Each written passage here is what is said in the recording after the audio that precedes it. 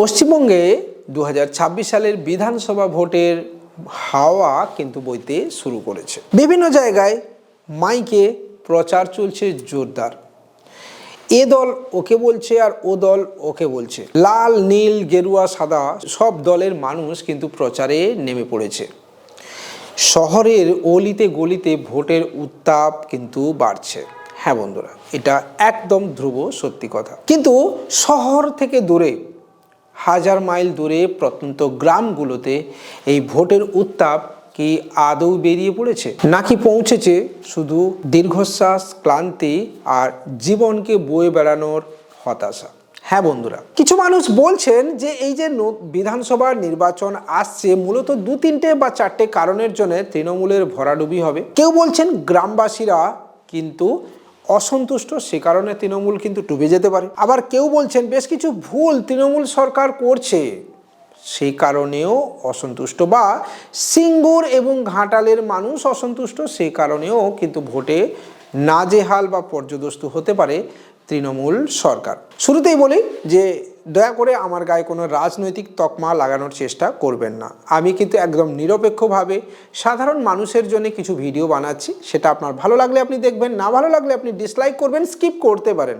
আর যদি আপনার মনে হয় যে চ্যানেলটাকে সাবস্ক্রাইব করবেন, বেল আইকন বাজিয়ে দেবেন, রাখতে পারেন এবং অন্য কারোর কাছে শেয়ার করতে পারেন যদি আপনার মনে হয়। 2026-এর এই বিধানসভা নির্বাচনে প্রত্যন্ত গ্রামগুলোতে কি হবে এবং কোন পথে যাবে গ্রামীণ ভোটার বা তাদের ভোট কার দিকে ঝুঁকবে তার উপর ডিপেন্ড করবে কিন্তু কোন দল ক্ষমতায় আসবে। হ্যাঁ বন্ধুরা, আমি কেন এই কথা বলছি তার অনেক কারণ আছে। দেখুন, শহর কেন্দ্রিক ভোট কি হতে পারে একদম সরাসরি আঁচ পাওয়া যায়, কিন্তু এই গ্রামের মানুষের ক্ষেত্রে, প্রান্তিক মানুষগুলোর ক্ষেত্রে কি হবে সেটা বোঝা কিন্তু অনেক দুষ্কর। কারণ বেশ কিছু ঘটনা রয়েছে, যেমন হচ্ছে সিঙ্গুর। শুরু করব এটা দিয়ে, যেখান থেকে নন্দীগ্রাম অ্যান্ড সিঙ্গুর এই দুটো জায়গা থেকে আমাদের বর্তমান সরকারের উত্থান তথা মাননীয়া মমতা ব্যানার্জির উত্থান। এই সিঙ্গুরের মানুষ কিন্তু আজ অনেকাংশে কিছু মানুষ কিন্তু হতাশ আর ক্ষোভে ফুঁসছে। ধরুন আমার বাবা কাকারা যে লড়াই করেছেন, যে সংগ্রাম করেছেন, তারা কিন্তু আজ হতাশ। এর কারণ অনেকগুলো। প্রথমত, জেন জেট বা আজকের প্রজন্ম সেই চাষাবাদে কিন্তু ইন্টারেস্ট দেখাচ্ছে না। এটা প্রবীণ মানুষের বক্তব্য। যে সমস্ত প্রবীণ মানুষ সিঙ্গুর বা এই সমস্ত শিল্পাঞ্চল এরিয়ার মধ্যে বসবাস করছেন, তাদের বক্তব্য যে এখনকার ছেলেমেয়েরা ওই চাষাবাদ করতে চায় না। শুধু তাই না, সিঙ্গুরের অনেক জমি এখনও কিন্তু চাষাবাদ করার যোগ্য হয়ে ওঠেনি।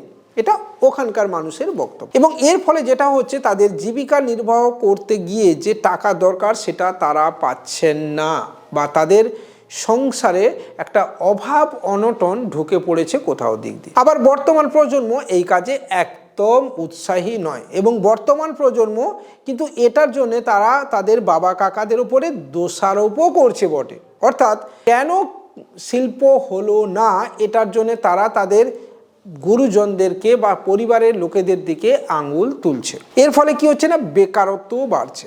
এটা কিন্তু আপনি যদি খবর নেন তাহলে জানতে পারবেন। এবার দেখুন, এর সাথে সাথে ধরুন আপনি যদি আপনাকে আমি ঘাটাল বলি, ঘাটাল মাস্টার প্ল্যান নিয়ে মানুষের মধ্যে কিন্তু অলরেডি একটা ক্ষোভ কোথাও না কোথাও আছে। হ্যাঁ, ঘাটাল মাস্টার প্ল্যানের কাজ শুরু হয়েছে, এটা ঠিক কথা।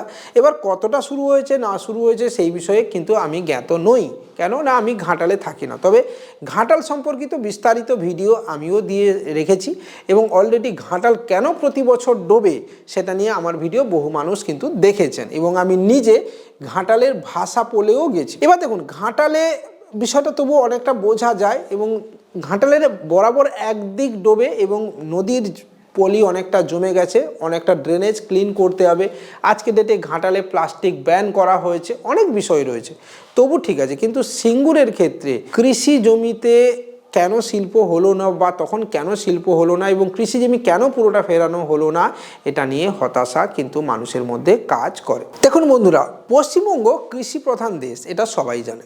এবং পশ্চিমবঙ্গে 96% মানুষ কিন্তু প্রান্তিক, যারা চাষি তারা কিন্তু প্রান্তিক চাষি বা ক্ষুদ্র চাষি, যাদের গড় জমিটা 1 হেক্টরেরও কম। এবং সেক্ষেত্রে বর্তমান সময়ে যে কৃষির খরচ বেড়েছে সেটা যেমন রয়েছে, তার সাথে সাথে পরিকাঠামোগত সমস্যাও কিন্তু অনেক জায়গায় রয়েছে। যদিও এটুকু আপনাকে আমি ক্লিয়ারলি বলছি যে ধান কেনার ক্ষেত্রে পশ্চিমবঙ্গ সরকার কিন্তু অন্যান্য সরকারের থেকে এগিয়ে, এবং পশ্চিমবঙ্গ সরকার এই কাজে বেশ ভালো কাজ করে।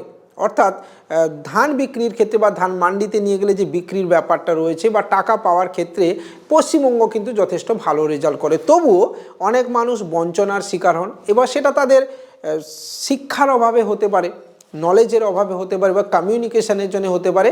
এবং অনেকেরই বক্তব্য যে চাষের খরচ বেড়ে যাওয়াতে, বর্তমান প্রজন্ম উৎসাহী না হওয়াতে, বেশি জায়গা না থাকাতে এই ধরনের সমস্যায় তারা কিন্তু পড়ছেন। এবার দেখুন, বর্তমান প্রজন্ম দেখছে যে এত দীর্ঘ লড়াইয়ের পরে তাদের পাওনা শুধু একরাশ হতাশা, এবং তার সাথে সাথে জুড়েছে নতুন একটি যন্ত্রণা, সেটা হচ্ছে পরিযায়ী শ্রমিকদের যন্ত্রণা।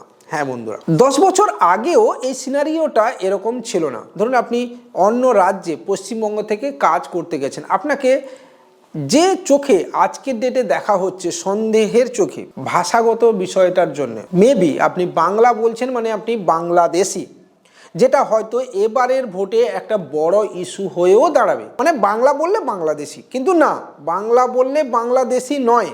এবং সেখানে এটা না বোঝার ফলে তারা চরম হেনস্থার শিকার হচ্ছেন, যেটা 10 বছর আগেও ছিল না। তার সাথে সাথে কাজ চলে যাওয়া এবং গ্রামে ফিরে আসা, এটাও কিন্তু পরিযায়ী শ্রমিকদের ক্ষেত্রে ঘটছে। এবং এর ফলে যখন সে গ্রামে ফিরে আসছে, ধরুন একজন মানুষ যার উপর বেশ করে পুরো সংসার চলে, সে যদি এবারে গ্রামে ফিরে আসে, তার সংসারটা চলবে কিভাবে? একে তো বর্তমান আর্থিক যে মূল্য রয়েছে এবং যে আর্থিক বৃদ্ধি রয়েছে, সেখানে বাজার যে মূল্য সেটার সঙ্গে কিন্তু মানানসই ইনকাম হয় না।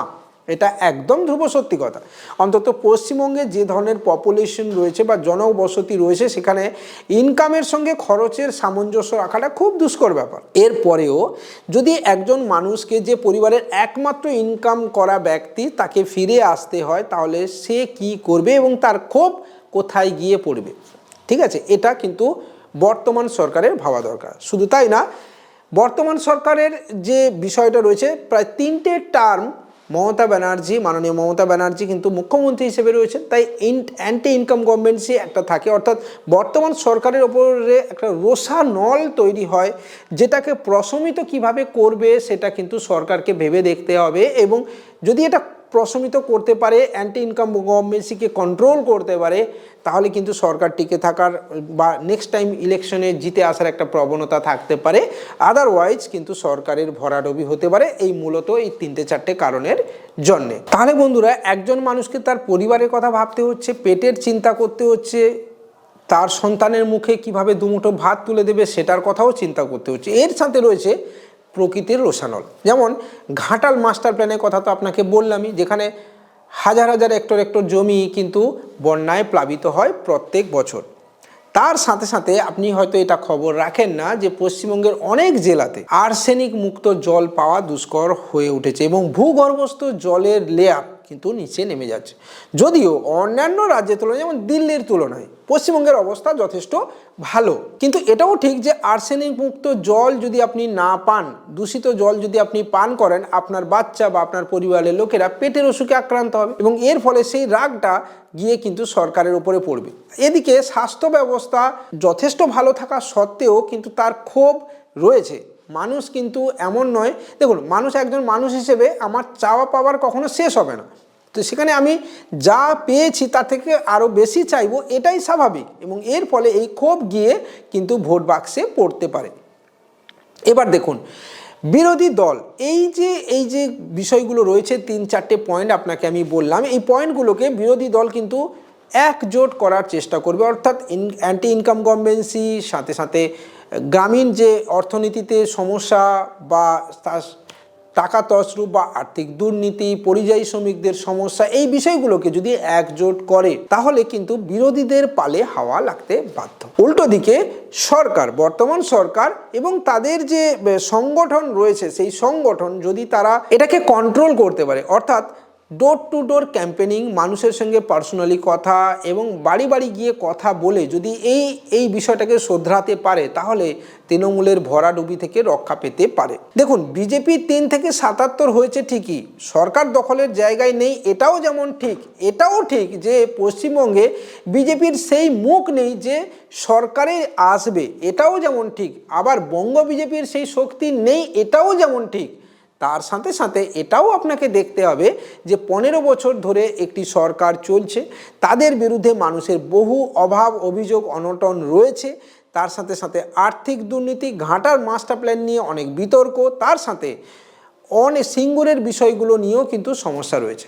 তো এই যে পুরো বিষয়গুলো যদি বিরোধী দল একজোট করে তাহলে কিন্তু সমস্যা বর্তমান সরকারের জন্য বাড়তে পারে। এবার আপনার কথায় আসি, আপনি কি ভাবছেন? আপনি একজন পশ্চিমবঙ্গের বাসিন্দা হয়ে আপনি কি ভাবছেন? আপনি কি চাইছেন যে কি হবে? আপনার মনে কি চলছে সেটা আপনি জানাতে পারেন নিচের কমেন্ট বক্সে। আপনার কি মনে হয় শহর থেকে দূরে প্রান্তিক মানুষগুলো কেমন আছে? আপনি কি জানেন? যদি জানেন সেই বিষয়েও আপনি কমেন্ট করুন বক্সে। আর যদি আপনি নিজে এই প্রান্তিক মানুষগুলোর মধ্যে একজন হন তাহলে অবশ্যই সেটাও তুলে ধরতে পারেন। আমরা চেষ্টা করব খুব শিগগিরই বিভিন্ন গ্রাম ভিজিটের মাধ্যমে ভোটের সময় মানুষের যে বক্তব্য সেটা তুলে ধরার, এবং চেষ্টা করব নিরপেক্ষ বক্তব্য তুলে ধরার, যেখান থেকে আপনি বুঝতে পারবেন যে মানুষ কি চায়। আমরা মানুষের কথা বলতে এই চ্যানেলকে বানিয়েছি, কোনো রাজনৈতিক দলের প্রচার করার জন্য নয়। তাই নিরপেক্ষ দৃষ্টি নিয়ে দেখবেন। ভালো থাকবেন, সুস্থ থাকবেন, দেখা হবে পরের ভিডিওতে। ততক্ষণ পর্যন্ত নমস্কার।